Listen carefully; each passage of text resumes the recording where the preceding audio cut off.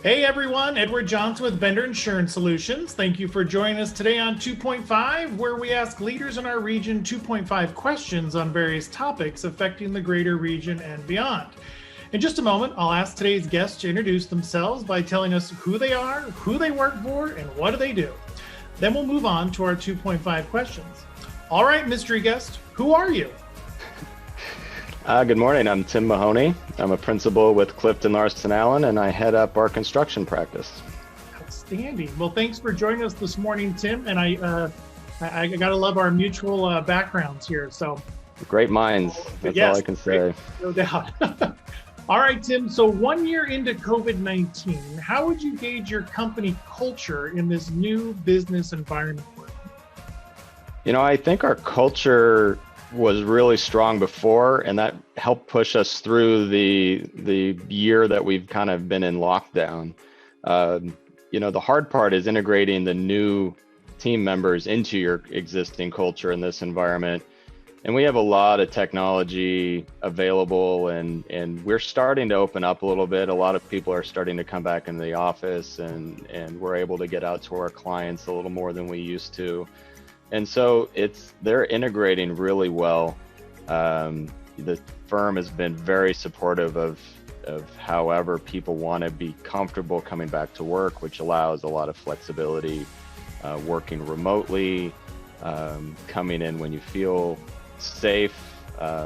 So we do a lot of things like this over video. We prefer to do it in person, but our culture has sustained this pretty well.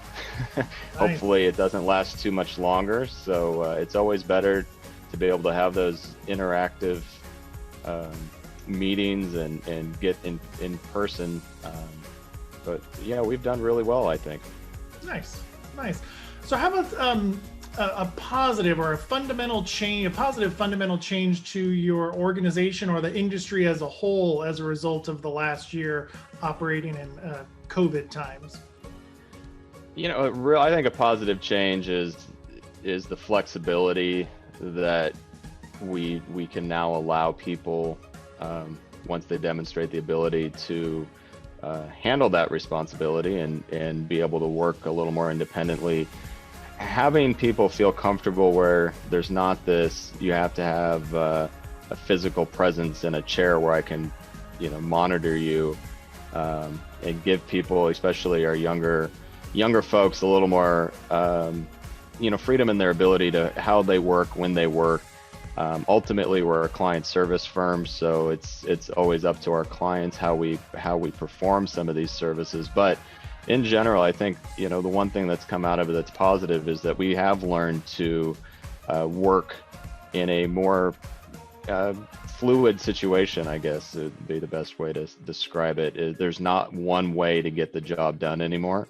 I've heard that from a lot of people in the profession that this, you have the technology, you have the resources, do you have to have someone drive in and physically be in front of you?